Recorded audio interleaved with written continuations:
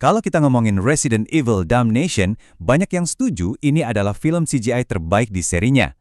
Tapi, bukan karena aksinya loh, justru karena plot politiknya yang wah, rumit banget. Saking ribetnya, gampang banget buat kita kelewatan detail-detail penting. Nah, di sini kita bakal kupas tuntas semua lapisan konspirasi itu satu persatu buat cari tahu apa sih yang sebenarnya terjadi. Nah, ini dia pertanyaan utamanya. Inti dari film ini dan juga inti dari pembahasan kita kali ini. Coba deh pikirin, di tengah-tengah perang saudara di Republik Slavia Timur, di mana semua pihak punya agenda masing-masing, siapa sih musuh yang sebenarnya? Oke, kita mulai dari yang kelihatan di permukaan dulu ya. Apa sih cerita resmi yang disajikan ke dunia? Simpel banget, di Republik Slavia Timur ada pemerintah yang sah lagi perang lawan pemberontak. Terus di tengah-tengah kekacauan ini, tiba-tiba muncul Leon S. Kennedy. Misinya? Ya, itu dia, super misterius. Biar kita paham kenapa perang ini bisa pecah, kita harus lihat sejarahnya sedikit. Semuanya itu berawal dari runtuhnya Uni Soviet, yang ninggalin krisis ekonomi parah banget. Dari situ muncullah para oligarki, sekelompok kecil elit yang kaya raya, sementara rakyatnya makin sengsara. Ya jelas, ini akhirnya nyulut pemberontakan. Tapi puncaknya, nah ini dia. Tahun 2010 ditemuin cadangan minyak super besar, dan lokasinya pas banget di wilayah pemberontak. Tiba-tiba, ini bukan lagi soal ideologi, tapi soal duit dan kekayaan. Dan cerita yang dijual ke seluruh dunia, wah, dibuat seolah-olah simpel dan gampang banget dimengerti. Coba lihat, ada Presiden Svetlana Belikova, digambarkan sebagai pemimpin pemberani yang lagi berjuang mati-matian ngelawan pemberontak radikal. Pemberontak yang katanya nih, sampai nekat pakai senjata biologis. Nah, inilah cerita yang dilihat dan dipercaya sama dunia luar. Tapi, kita semua tahu kan, cerita resmi itu jarang banget jadi cerita yang sebenarnya. Nah, sekarang kita bakal mulai ngupas lapisan pertama dari konspirasi ini. Dan apa yang kita temuin? Wah, siap-siap aja. Ini bakal ngubah cara pandang kita soal semuanya. Coba lihat bedanya. Di depan publik, Svetlana ini kayak pahlawan perdamaian. Tapi di balik layar, agendanya jauh lebih kelam.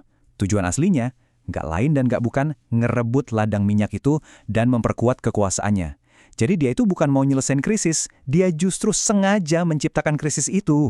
Dan senjata andalan dalam rencananya, namanya Plaga Tipe 4. Ini parasit yang dirancang khusus buat ngendaliin liker.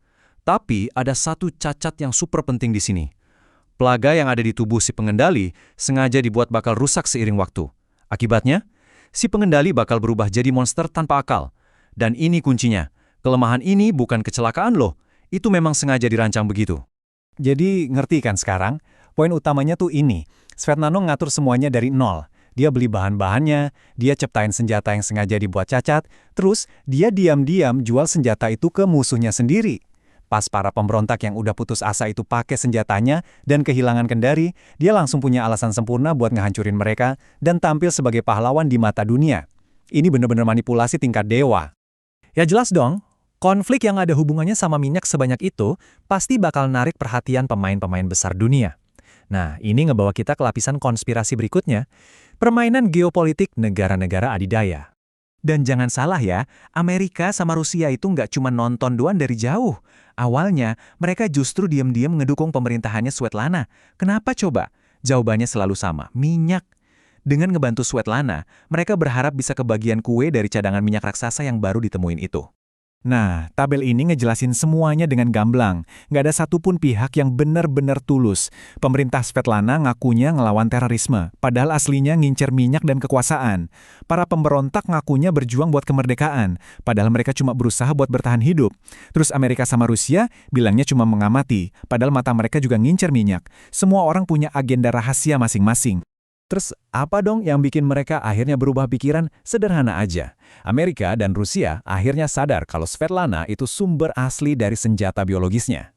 Tiba-tiba, ini bukan lagi soal minyak di negara orang, tapi soal ancaman bioweapon yang bisa nyebar kemana-mana, bahkan ke negara mereka sendiri. Jadi, baru deh pas keamanan mereka sendiri yang terancam, mereka langsung putar haluan dan mutusin buat nyingkirin Svetlana. Tapi, di saat semua drama politik ini lagi panas-panasnya, ada satu pemain lain yang bergerak dalam senyap. Nggak terdeteksi sama sekali, dengan agenda yang beda jauh dari yang lain.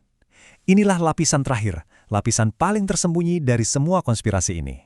Bayangin, di tengah-tengah semua kekacauan ini ada pemerintah, ada pemberontak, ada negara adidaya, Ternyata ada satu pemain lagi yang menyelinap di antara bayang-bayang, nggak diperhitungkan sama sekali oleh siapapun. Siapa lagi kalau bukan Ada Wong. Misi Ada itu simple, jelas, dan spesifik. Dia disewa sama Derek Simmons buat satu tujuan, nyuri sampel Plaga tipe 4. Dia nggak peduli sama perang, minyak, atau politik. Dia itu profesional yang datang buat nyelesain kerjaan. Dan ya, seperti biasa, dia berhasil. Kehadirannya jadi bukti kalau masih banyak banget kepentingan lain yang bermain di zona konflik ini. Oke, setelah kita bongkar semua lapisan konspirasi ini, mulai dari tipu muslihat pemerintah, kepentingan negara adidaya, sampai misi mata-mata rahasia, akhirnya kita sampai di puncak. Kita siap buat ngejawab pertanyaan awal tadi. Siapa sih sebenarnya Presiden Evil di sini? Dan ternyata, jawabannya nggak sesimpel nunjuk satu orang aja. Ini bukan cuma soal Svetlana, meskipun peran dia jahat banget ya. Kebenaran yang diungkap di film ini jauh lebih bikin kita mikir. Jadi, siapa Presiden Evil yang sebenarnya? Jawabannya adalah sistem itu sendiri.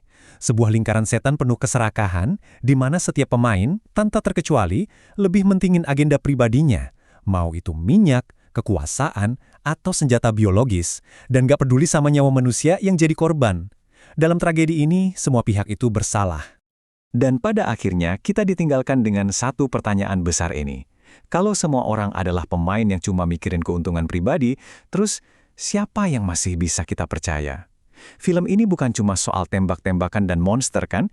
Ini adalah cerminan yang sinis banget tentang bagaimana politik dan konflik global di dunia nyata bisa bekerja.